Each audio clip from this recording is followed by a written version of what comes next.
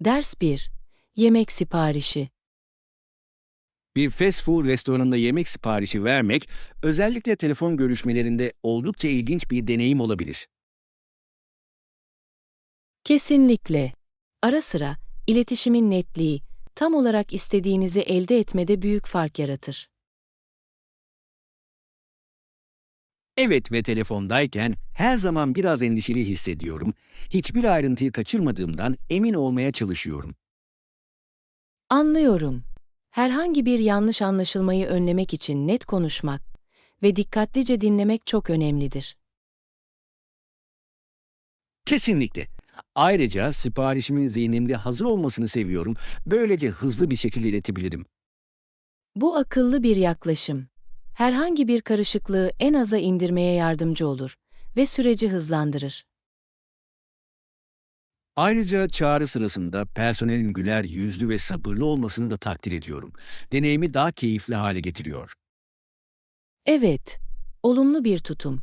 Telefonda bile müşteri hizmetlerini gerçekten geliştirebilir. Hemen sipariş verme pratiği yapalım. Eğlenceli ve faydalı olabilir. Ders 2. Aile temizliği. Sen temizledikten hemen sonra babamı, kardeşimi, kız kardeşimi ve beni temizlik konusunda yardım ettirdi. Bu bir ekip çalışması gibi geliyor. Ailenin ev işlerine dahil olması harika. Evet, herkes bir araya geldiğinde işi daha hafif ve daha eğlenceli hale getirir. Kesinlikle. Ayrıca, çalışırken hikayeleri bağlamak ve paylaşmak için harika bir yol. Katılıyorum. Bazen temizliği daha keyifli hale getirmek için bir oyuna dönüştürüyoruz. Bu harika bir fikir. Sıradan bir görevi unutulmaz bir şeye dönüştürebilir. Kesinlikle ve bize ekip çalışmasının ve sorumluluğun önemini öğretir. Yakında bir aile temizlik günü planlayalım. Eğlenceli bir toplantı olabilir. Bunu çok isterdim. İşte ev işlerini biraz daha heyecanlı hale getirmek için. Ders 3. Kedi sarılmaları. Kedim odaya girdi ve kucağıma oturdu. Oldukça memnundu ve yumuşak bir şekilde mırıldanıyordu. Kulağa çok tatlı geliyor. Kedilerin bizi sevildiğini ve sakin hissettirmenin bir yolu vardır. Kesinlikle. Onun varlığının günümü anında aydınlatması şaşırtıcı. Evet, hayvanlar çok rahatlatıcı bir etkiye sahiptir. Onlara en çok ne zaman ihtiyacımız olduğunu bilirler. Benimle kucaklaştığı o sessiz anlardan zevk alıyorum. Özel hissettiriyor. Kesinlikle. Hayatımıza çok fazla neşe getiren küçük şeyler. Evcil hayvanların duygularımızı algılama ve şefkatle yanıt verme konusunda benzersiz bir yeteneği olduğunu düşünüyorum. Bu çok doğru. Evcil hayvanlarımızla rahatlamak ve arkadaşlıklarının tadını çıkarmak için bir gün planlayalım. Ben bunun yanındayım. Tüylü arkadaşlarımızla daha rahat anlar yaratmak için işte. Ders 4. Hatırlamak. Annemi hatırladılar ve eski zamanları hatırlayarak onunla konuşurken iyi vakit geçirdiler. Kulağa hoş geliyor. Sevdiklerinizle anıları paylaşmak her zaman iç açıcıdır. Evet, bu konuşmalar böyle sevimli anları ve kahkahaları geri getirebilir. Kesinlikle. Geçmişten gelen bu bağlantılara ve hikayelere değer vermek önemlidir. Paylaşılan deneyimler üzerine düşündüğümüzde aile bağlarını güçlendirmeye yardımcı olduğunu düşünüyorum. Tamamen katılıyorum. Bunun gibi daha fazla aile toplantısı yapmaya dikkat edelim. Harika fikir. Hikayeleri ve kahkahaları paylaşmak, aile geçmişimizi canlı tutmanın harika bir yoludur. Evet ve herkes için aidiyet ve süreklilik duygusu yaratır. İşte daha unutulmaz sohbetler ve değerli anlar için. Ders 5. Yaratıcı fikirler. Bu harika bir fikir. Kişisel bir dokunuş için el yazısı notları olan resimler ekleyebilirim. Kesinlikle. İnsanların gerçekten takdir ettiği ekstra bir düşünceli katman ekler. Evet, görselleri kişisel mesajlarla birleştirmek onu daha akılda kalıcı hale getirebilir. Buna bayılıyorum. Projenize ne kadar çaba harcadığınızı gösterir. Kesinlikle. Ayrıca yaratıcılığı ifade etmenin ve hikayeleri paylaşmanın eğlenceli bir yolu. Başkalarıyla iyi rezonansa gireceğini ve daha derin bir bağlantı kuracağını düşünüyorum. Bu projeyi benzersiz ve ilgi çekici hale getirmek için daha fazla yol üzerinde beyin fırtınası yapalım. Nasıl daha da geliştirebileceğimizi görmek için heyecanlıyım. Birlikte fikirlerimizi yansıtan gerçekten özel bir şey yaratabiliriz. Ders 6. Bakkal alışverişi. Hey, bakkal listesi yaptın mı? Birazdan dükkana gidiyorum. Evet, aldım. Hafta için ihtiyacımız olan her şeyi yazdım. Böylece hiçbir şeyi unutmayız. Bu harika. Alışveriş yaparken her zaman organize olmaya yardımcı olur. Kesinlikle. Zaman kazandırır ve tüm gerekli şeyleri almamızı sağlar. Listeye bağlı kalmayı ve bu şekilde dürtülü satın alımlardan kaçınmayı her zaman daha kolay buluyorum. Kesinlikle. Ayrıca, bütçe dahilinde kalmamıza yardımcı olur. Ki bu önemlidir. Biz oradayken herhangi bir satış veya indirim olup olmadığını kontrol ettiğinizden emin olalım. İyi fikir. Yiyeceklerden biraz para biriktirmek her zaman güzeldir. Alışveriş gezimizi dört gözle bekliyorum. Birlikte her zaman daha eğlenceli. Ders 7. Kalkış kapısı. Yeni uçuşumuz için kalkış kapısını kontrol edelim. Tamam. Zamanında orada olmak önemlidir. Özellikle de tüm değişikliklerle. Evet, önceden plan yapmadığımız için uçağımızı kaçırmaktan nefret ediyorum. Kesinlikle. Programa dikkat etmek, son dakika stresinden kaçınmanıza yardımcı olur. Katılıyorum. Biniş kartlarımızın da hazır olduğundan emin olalım. Kesinlikle. Kapıya gitmeden önce her şeyi tekrar kontrol edeceğim. Herhangi bir gecikme olması ihtimaline karşı hazırlıklı olmak her zaman daha iyidir. Evet, uçuş durumu hakkında bilgi sahibi olmak daha rahat hissetmemize yardımcı olabilir. Acele edelim ve kapımızı bulalım. Gezimiz için heyecanlıyım. Ders 8. Lezzetli öneriler. Buradaki yemekler lezzetli ve uygun fiyatlı. Hanoi'de başka öneriniz var mı? Evet, eski mahalleyi ziyaret ettiğinizden emin olmalısınız. Harika sokak yemekleriyle dolu. Kuleye harika geliyor. Kültürü yansıtan yerel yemekleri denemeyi seviyorum. Kesinlikle. Lezzet ve doku çeşitliliği gerçekten inanılmaz. Biz oradayken pho ve banh mi içmek için sabırsızlanıyorum. Evet, yumurtalı kahveyi denemeyi unutmayın. Eşsiz bir yerel spesiyalitedir. Yumurtalı kahve, kulağa ilgi çekici geliyor. Daha önce hiç duymamıştım. Lezzetli ve kremsi. Ziyaret ettiğinizde mutlaka denemeniz gereken bir şey. Tüm bu mutfak lezzetlerini deneyimlemeyi dört gözle bekliyorum. Ders 9. Bahçe önerileri. Tabii ki, küçükten başlayın ve ikliminize uygun bitkileri seçin. Bu mükemmel bir tavsiye. Dikim yaparken çevreyi dikkate almak önemlidir. Evet, yerli bitkileri seçmek genellikle daha iyi büyümeye ve daha az bakıma yol açabilir. Tamamen katılıyorum. Aynı zamanda yerel ekosistemleri desteklemenin harika bir yoludur. Kesinlikle. Ayrıca birkaç bitkiyle başlamak zamanla öğrenmenize ve genişlemenize olanak tanır. Yavaş yavaş güzel bir bahçe inşa etme fikrini seviyorum. Ayrıca ne tür çiçekler veya sebzeler eklemek istediğimizi de düşünelim. Evet, renk ve doku karışımına sahip olmak onu görsel olarak çekici hale getirecektir. Sizinle bu bahçecilik yolculuğuna başlayacağım için heyecanlıyım. Ders 10. Gezi planlama. Bence seyahatimizi planlamalıyız. Her şeyin önceden organize edilmesi önemlidir. Acele etmeden istediğimiz her şeyi görmek için bir hafta yeterli olması gerektiğini söyleyebilirim. Kulağa mükemmel geliyor. Hedefimizi tam olarak keşfetmek ve tadını çıkarmak için bize bolca zaman veriyor. Kesinlikle.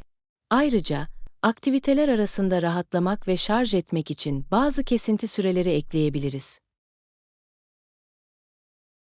Evet, bu dengeye sahip olmak çok önemlidir. Aksi takdirde bitkin olabiliriz.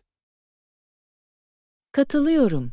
Ziyaret etmek istediğimiz tüm yerlerin ve sahip olmak istediğimiz deneyimlerin bir listesini yapalım. Harika fikir. Bu şekilde bizim için en önemli olanı önceliklendirebiliriz. Planlamaya başlamak için heyecanlıyım. Birlikte yeni yerler keşfetmek çok keyifli olacak. Ben de yaklaşan maceramızda unutulmaz anılar yaratmak için burada. Ders 11. Balıkçılık yaşama tarzı. Balıkçılık nesiller boyunca besin kaynaklarının hayati bir parçası olmuştur. Evet, yerleşik köylerde yaşadılar ve yerel ağaçlardan ahşap oyma konusunda uzman oldular. Balıkçılık ve ağaç işleme becerilerinin topluluklarını nasıl şekillendirdiği büyüleyici. Kesinlikle. Bu beceriler gelişmelerine ve sürdürülebilir yaşam tarzları yaratmalarına izin verdi. Çevrelerini nasıl kullandıklarını ve kendilerine sunulan kaynaklardan en iyi şekilde yararlanmalarını seviyorum. Kesinlikle. Doğa ile ilişkileri, hayatta kalmaları ve kültürleri için gerekliydi. Bu uygulamaların modern yaşam tarzlarını nasıl etkilediği hakkında daha fazla bilgi edinelim. Çok isterim. Tarihlerini anlamak bugün bize değerli dersler verebilir. Evet, dünyamızı şekillendiren gelenekleri takdir etmek önemlidir. Ders 12. Mükemmel konaklama. Ben de seyahatimiz için kalmak için mükemmel bir yer bulduğumuzdan emin olalım. Kesinlikle. Konforlu bir konaklama, tüm deneyimi önemli ölçüde artırabilir. Evet, iyi değerlendirmeleri ve yerel cazibe merkezlerine kolay erişimi olan bir yeri tercih ederim. Bu akıllıca bir seçim. Artı, keşif gününden sonra dinlenmek için rahat bir odaya sahip olmak çok önemlidir. Kesinlikle. Bence en iyi fırsatları sağlamak için yakında seçeneklere bakmaya başlamalıyız. Katılıyorum. Özellikle yoğun sezonlarda önceden konaklama rezervasyonu yapmak her zaman iyi bir fikirdir. Konaklamamızı daha keyifli hale getirmek için kahvaltı ve Wi-Fi gibi olanakları da göz önünde bulunduralım. Harika nokta. Bu ekstralara sahip olmak gerçekten rahatlığımıza katkıda bulunabilir. İhtiyaçlarımıza mükemmel bir şekilde uyan ideal yeri bulmaktan heyecan duyuyorum. Ders 13. Banyo güvenliği. Banyoda tutma çubuklarının önemini düşünüyordum. Bu çok basit ama etkili bir güvenlik önlemi. Kesinlikle. Özellikle ayaklarında kararsız kalanlar için kazaları önlemeye gerçekten yardımcı olabilirler. Kesinlikle. Bence herkesin düşünmesi gereken bir şey yaşına bakılmaksızın. Tamamen katılıyorum. Özellikle banyo gibi kaygan bir alanda güvende olmak her zaman daha iyidir. Kendi evinize tutma çubuklarını takmayı hiç düşündünüz mü? Evet, aldım. Bence iç huzuru ve güvenlik için küçük bir yatırım. Kesinlikle. Ayrıca artık çeşitli tasarımlarda geliyorlar. Böylece dekorla uyum sağlayabilirler. Bu harika bir nokta. Endüstriyel görünmek zorunda değiller. Aynı zamanda şık olabilirler. Kesinlikle. Her şey mekanlarımızı hem işlevsel hem de güzel hale getirmekle ilgili. Ders 14. Oturma odası köşesi. Oturma odasındaki o sessiz köşeyi düşünüyordum.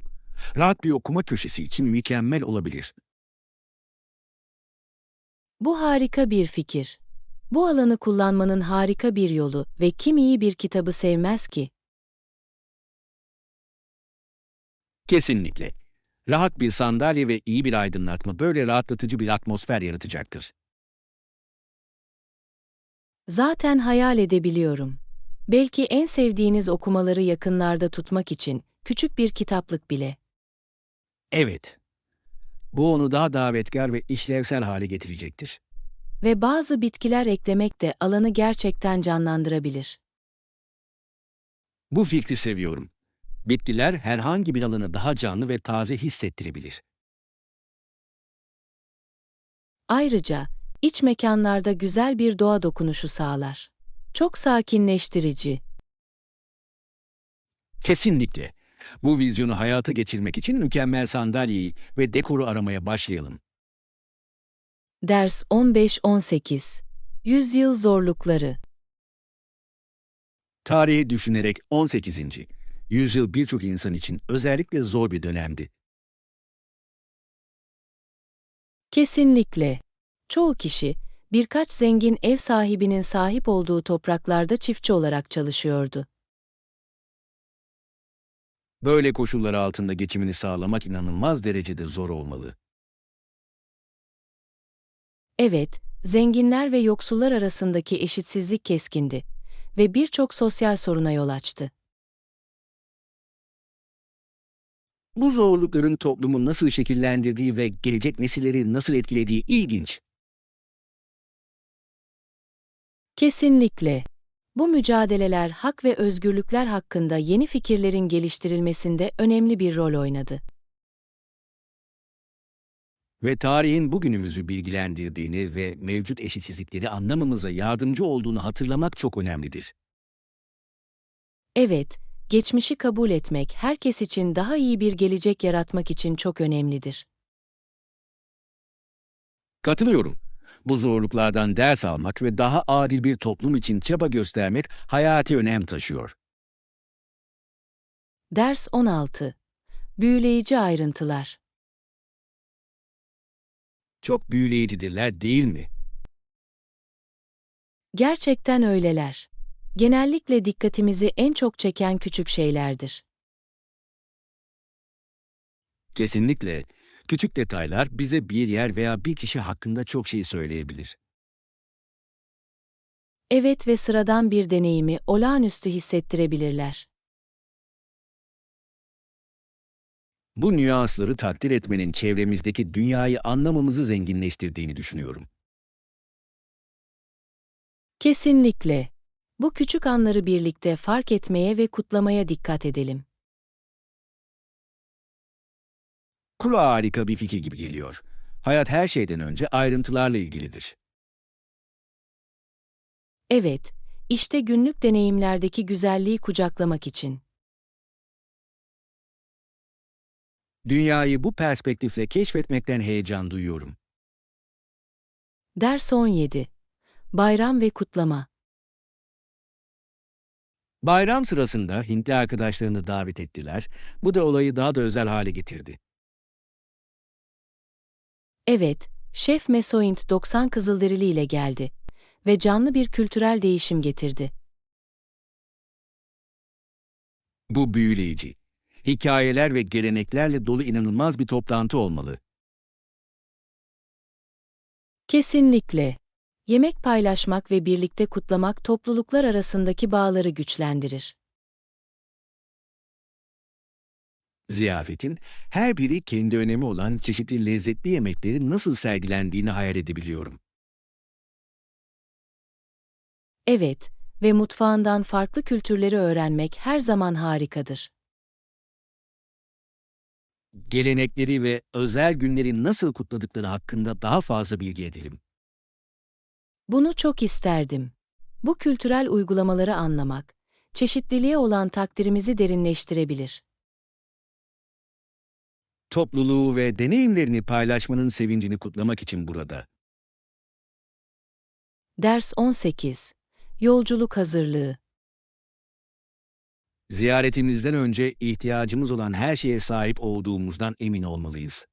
Harika fikir. Son dakika stresinden kaçınmak için önceden hazırlanmak her zaman iyidir. Evet, gezi için önemli bir şeyi unutmamak için bir kontrol listesi oluşturacağım. Bu akıllıca. Özellikle seyahat ederken düzenli kalmaya gerçekten yardımcı olur. Kesinlikle. Ayrıca bizi enerjik tutmak için yolculuk için atıştırmalıklar hazırlayacağım. Evet, elinizde atıştırmalıklar olması uzun yolculukları çok daha keyifli hale getirebilir. Her şeyin yerinde olduğundan emin olmak için rezervasyonlarımızı da onaylayalım. Kesinlikle. Ayrılmadan önce bu ayrıntıları 2 kez kontrol etmek her zaman daha iyidir. Yaklaşan maceramız ve yaşayacağımız tüm eğlence için heyecanlıyım. Ders 19. Dil ve iletişim. Dil dünya çapında milyonlarca insan tarafından konuşuluyor. Hepimizi birbirine bağlıyor. Bununla birlikte, çok az insan yeni bir dil öğrenmenin getirdiği inceliklerin farkındadır. Kesinlikle. Kültürel bağlamı anlamak, kelime bilgisi ve dil bilgisi kadar önemlidir. Evet ve başkalarıyla olan etkileşimlerimizi anlamlı şekillerde zenginleştirir. Bu nüansları benimsemenin insanlarla daha derin bağlantılara yol açabileceğini düşünüyorum. Kesinlikle. Birlikte dil becerilerimizi geliştirmenin yollarını keşfedelim. Harika fikir. Konuşmaları pratik yapabilir ve birbirimizin deneyimlerinden öğrenebiliriz. Evet, işte iletişimimizde daha yetkin ve kendinden emin olmak için. Bu dil ve bağlantı yolculuğu için heyecanlıyım. Ders 20. Manzaralı parklar. Kesinlikle yakınlarda keşfetmemiz gereken bakımlı yolları olan doğal bir park var. Kulağa hoş geliyor. Doğada yürümeye bayılırım. Özellikle çok güzel korunmuş bir yerde. Evet, temiz hava ve canlı yeşillik zihnimizi ve ruhumuzu gerçekten tazeleyebilir. Tamamen katılıyorum. Ayrıca, bir süreliğine yoğun hayatlarımızdan kopmak için harika bir fırsat. Kesinlikle huzurlu bir yürüyüş refahımız için harikalar yaratabilir. Önümüzdeki hafta sonu bu parkı ziyaret etmek için bir plan yapalım. Dört gözle bekliyorum. Kule mükemmel geliyor. Piknik hazırlayabilir ve doğayla çevrili günün tadını çıkarabiliriz. Bu fikri seviyorum. Çevremizdeki güzelliği takdir ederken birlikte vakit geçirmenin harika bir yolu olacak. Evet, gezimiz için güzel bir gün geçirdiğimizden emin olmak için hava durumunu önceden kontrol edelim. Ders 21. Anlamlı bağlantılar. Toplantı sırasında çok alakalı konular tartışıldı. Daha sonra herhangi bir iletişim bilgisi alışverişinde bulundun mu? Evet, benzer ilgi alanlarını ve hedefleri paylaşan birkaç kişiyle bağlantı kurduğumdan emin oldum. Bu harika. Ağ oluşturmak gelecekte işbirliği için pek çok fırsat açabilir. Kesinlikle. İlişkiler kurmak, profesyonel ufkumuzu genişletmenin anahtarıdır. Katılıyorum. Bu bağlantıları sürdürmek için onları takip etmek önemlidir. Evet, sohbet için onlara teşekkür etmek ve diyaloğu sürdürmek için hızlı bir e-posta göndermeyi planlıyorum. Bu akıllıca bir hamle gibi geliyor. Profesyonelliğinizi ve birlikte çalışmaya olan ilginizi gösterir. Kesinlikle. Bu yeni bağlantıların bizi nereye götürebileceğini görmek için heyecanlıyım. Ağ oluşturma konusunda birbirimizi desteklemeye devam edelim. Kariyerlerimiz için değerli beceri. Ders 22. Korkuların üstesinden gelmek. Satırlarımı unutmak veya sözlerimi tökezlemek kesinlikle yaygın bir korku ama onu yönetmeye çalışıyorum. Evet, topluluk önünde konuşma birçok insan için göz korkutucu olabilir. Ancak bu kaygıyla başa çıkmanın yolları var. Kesinlikle. Aynanın önünde pratik yapmanın güvenimi artırmaya yardımcı olduğunu gördüm. Bu harika bir teknik. Sunumu görselleştirmek, onu daha tanıdık hissettirebilir. Evet, ayrıca mükemmellik konusunda endişelenmek yerine mesaja odaklanmaya çalışıyorum. Bu mükemmel bir zihniyet. Odağı önemli olana geri kaydırır. İzleyiciyle bağlantı kurmak. Kesinlikle. Birbirimizin daha hazırlıklı hissetmelerine yardımcı olmak için bazı teknikleri birlikte uygulayalım. Bunu çok isterdim. Birbirimizi desteklemek bu korkuların üstesinden gelmede büyük bir fark yaratabilir. Topluluk önünde konuşma zorluklarımızı birlikte yenmek için burada. Ders 23. Sorumlu vatandaşlık. Özgürlüğümüzün ve birliğimizin korunması sorumlu vatandaşlığa bağlıdır. Kesinlikle. Topluluklarımıza katılmak ve bilgilendirilmek sağlıklı bir demokrasi için çok önemlidir. Evet, vatandaşlar sorumluluklarını ciddiye aldıklarında toplumumuzu bir bütün olarak güçlendirir. Tamamen katılıyorum. Yerel etkinliklere ve tartışmalara katılmak önemlidir. Kesinlikle. Oy vermek, sorumlu bir vatandaş olmanın bir başka hayati yönüdür. Evet, her oy önemlidir ve geleceğimizi önemli ölçüde etkileyebilir. Topluluk girişimlerine birlikte katılmak için bir plan yapalım. Bunu çok isterdim. Toplumumuza olumlu katkıda bulunmak için yapabileceğimiz çok şey var. İşte topluluğumuza aktif olarak katılmak ve bir fark yaratmak için. Ders 24. Rahatlatıcı kaçamaklar. Plajlar ve lüks tatil köylerinde dinlenme şansı kulağa çekici geliyor. Kesinlikle. Serinletici bir içecekle okyanus kenarında uzanma fikri çok cazip. Katılıyorum. Gevşemek ve günlük stresten kaçmak için mükemmel bir yoldur. Evet, hem rahatlama hem de macera sunan bir destinasyonu ziyaret etmeyi düşünmeliyiz. Bu harika bir nokta. Yerel kültürü keşfetmek seyahat deneyimimizi önemli ölçüde geliştirebilir. Kesinlikle. Planlarımıza şnorkelli yüzme veya yürüyüş gibi bazı aktiviteleri dahil ettiğinizden emin olalım. Kaçamamız için güzel plajlar ve lüks konaklama yerleri bulmak için sabırsızlanıyorum. Ben de. Bu geziyi planlamak çok eğlenceli bir deneyim olacak. Rahatlama ve keşifle dolu harika bir tatil için. Ders 25. Üniversite keşfi. Üniversitenin bir ucunda birkaç bina arasında gizlenmiş bir gölet var. Kulağa hoş geliyor. Bir gölet dinlenmek ve düşünmek için çok huzurlu bir yer olabilir. Kesinlikle. Öğrencilerin sınıflar arasında gevşemeleri için harika bir yerdir. Ağaçlarla çevrili olduğunu ve sakin bir atmosfer yarattığını hayal ediyorum. Evet, doğal güzellik kampüs deneyimine katkıda bulunur ve öğrenmeyi geliştirir.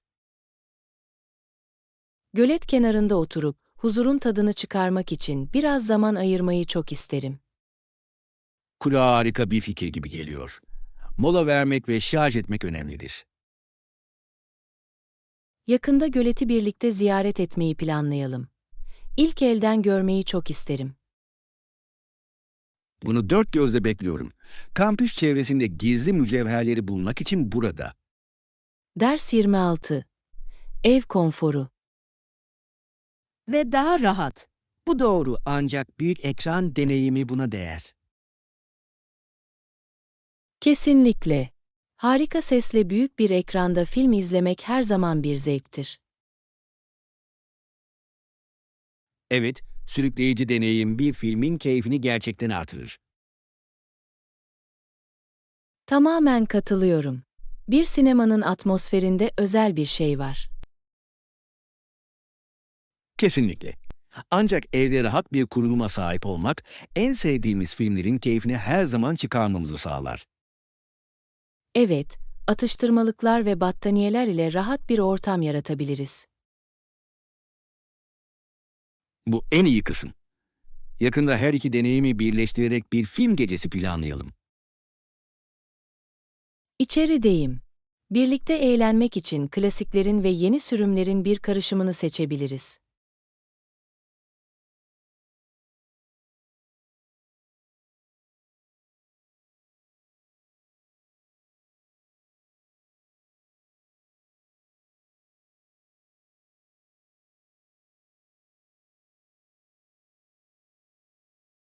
Olumlu bir izlenim bırakmak için profesyonelce giyinmeyi ve kendimi damatlamayı planlıyorum.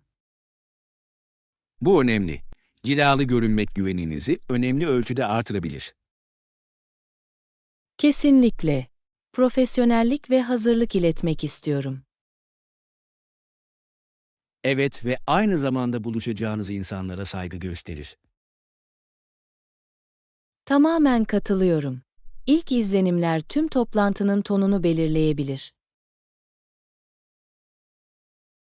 İkimizin de kendimizi iyi temsil etmek için elimizden gelenin en iyisini yaptığımızdan emin olalım. Heyecanlıyım. Giyinmek bizi daha güçlü ve parlamaya hazır hissettirebilir. İşte harika bir izlenim bırakmak ve hedeflerimize ulaşmak için.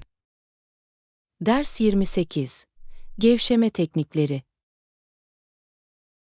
Kesinlikle. Yatmadan önce lavanta kokulu bir mum yakmak gevşememe yardımcı oluyor.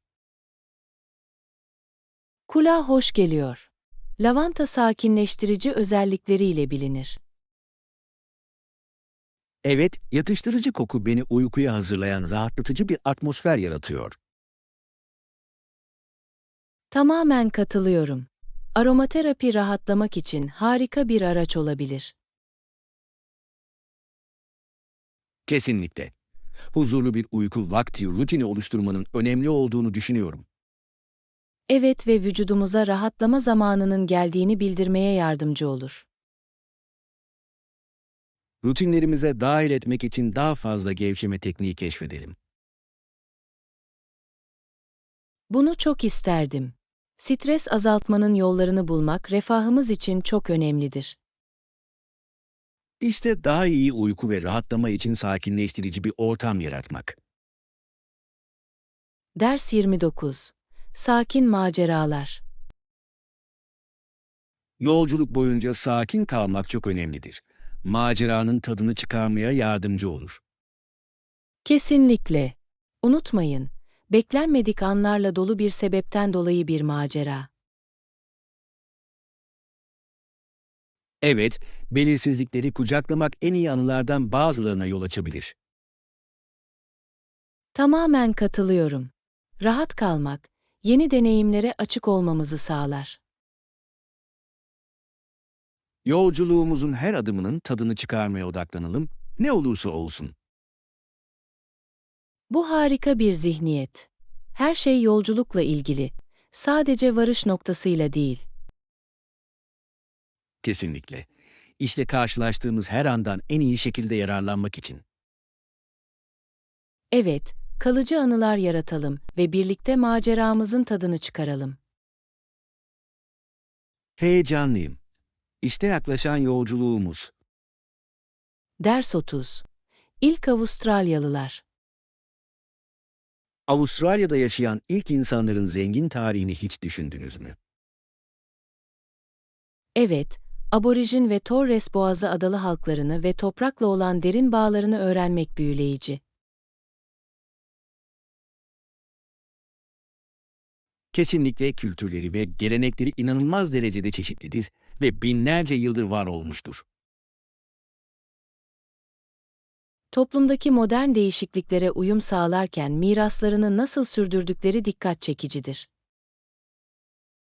Gerçekten de çevre ve sürdürülebilir uygulamalar hakkındaki bilgileri hepimizin öğrenebileceği bir şeydir. Evet ve katkılarını tanımak, topluluklarımızda anlayış ve saygıyı teşvik etmek için çok önemlidir. Kültürel kimlikleri korumanın ve kapsayıcılığı teşvik etmenin önemini gerçekten vurguluyor. Kesinlikle, bu hikayeler Avustralya'nın kimliği için hayati öneme sahiptir ve yaygın olarak kutlanmalı ve paylaşılmalıdır. Nihayetinde geçmişi anlamak herkes için daha kapsayıcı bir gelecek inşa etmemize yardımcı olur. Ders 31. Gelişmekte olan ülkelerde sanayi devrimi. Sanayi devriminin 3. dünya ülkelerinde de gerçekleşme potansiyeli var. Bu ikna edici bir fikir. Birçok insan için yaşam koşullarını önemli ölçüde iyileştirebilir. Kesinlikle doğru kaynaklar ve yatırımla inovasyonu teşvik edebilir ve istihdar yaratabiliriz. Evet, gelişmekte olan ekonomilerin ilerlemeyi yönlendirmek için teknolojiyi ve eğitimi benimsemesi çok önemlidir. Ayrıca toplulukları yoksulluk döngüsünü kırma ve sürdürülebilir bir gelecek inşa etme konusunda güçlendirebilir. Kesinlikle ve girişimciliğin teşvik edilmesi, belirli zorlukları ele alan yerel çözümlere yol açabilir. Her şey tüm toplulukları canlandıran büyüme ve gelişme fırsatları yaratmakla ilgilidir. Nihayetinde, sanayi devriminin ilkeleri dünya çapında olumlu değişim için bir plan görevi görebilir. Evet ve gelecek nesilleri eğitmeyi ve güçlendirmeyi amaçlayan girişimleri desteklemeliyiz. Ders 32. Akşama planları. Akşamın altısında buluşabiliriz diye düşünüyordum. Bu senin için işe yarıyor mu? Bu bana mükemmel geliyor. Akşama gezilerini seviyorum. Hangi mağazaya gidiyoruz? Şehir merkezinde yeni açılan o yeni marketi düşünüyordum. Bunu duydunuz mu? Evet, bunun için bazı reklamlar gördüm ve harika bir organik ürün yelpazesine sahip olduklarını duydum. Kesinlikle. Bazı taze malzemeler alırken birlikte keşfetmek için harika bir yer olacağını düşündüm. Bekleyemem. Yeni yerler keşfetmek her zaman eğlencelidir. Özellikle yemek alışverişi söz konusu olduğunda. Artı alışveriş yaptıktan sonra akşam yemeği yiyebiliriz. Yakınlarda harika restoranlar da var. Kulağa harika bir plan gibi geliyor. Bu yeni İtalyan mekanını denemek için sabırsızlanıyorum. Oh, makarnaları hakkında harika şeyler duydum. Umarım güzel bir akşam havası için açık havada oturma yerleri vardır. Ders 33. Sürdürülebilir yaşamak. Bence bu yaklaşımın en büyük avantajlarından biri, geleneksel yöntemlere kıyasla daha ucuz olması ve daha az arazi kullanmasıdır. Bu doğru ve büyük mülklerin bakımı için çok para yatırmak istemeyen insanlara hitap ediyor. Kesinlikle birçoğu hala konfor ve stil sunan daha uygun fiyatlı konut seçenekleri arıyor. Ve sürdürülebilir yaşam uygulamalarının kentsel alanlarda nasıl daha popüler hale gelmesi büyüleyici. Evet, küçük evlerin ve çevre dostu tasarımların yükselişiyle birçoğu daha basit bir yaşam tarzını benimsiyor. Mekanı ve kaynakları nasıl kullandığımız konusunda yaratıcılığı gerçekten teşvik ediyor. Değil mi? Kesinlikle. İnsanlar ayak izlerini en aza indirirken yaşam alanlarını en üst düzeye çıkarmak için yenilikçi yollar buluyorlar. Sonunda, bu değişim sadece bireylere fayda sağlamakla kalmaz. aynı zamanda çevreye de olumlu katkıda bulunur. Evet, bu trendlerin gelecekte topluluklarımızı nasıl şekillendireceğini düşünmek heyecan verici. Ders 34. Konferanslarda ağ oluşturma. Selamlar. Siz de konferans için burada mısınız? Evet, öyleyim. Konuşmacılardan bir şeyler öğrenmekten ve diğer katılımcılarla ağ kurmaktan gerçekten heyecan duyuyorum. Bu harika. Benzer ilgi alanlarını paylaşan başkalarıyla bağlantı kurmaktan her zaman kazanılacak çok şey vardır. Kesinlikle, bu fırsatların tek başımıza düşünmemiş olabileceğimiz işbirliklerine ve yeni fikirlere yol açabileceğine inanıyorum. Kesinlikle ve basit bir sohbetten ne tür ortaklıklar ortaya çıkabileceğini kim bilebilir? Doğru. Bir bağlantının profesyonel yaşamlarımızda sayısız olasılığa kapı açması şaşırtıcı. Artı, karşılaştığımız bakış açılarının çeşitliliği, alanla ilgili anlayışımızı gerçekten zenginleştirebilir. Evet ve bence mevcut bakış açılarımıza meydan okuyarak ve farklı düşünmemiz için bize ilham vererek büyümemize de yardımcı oluyor.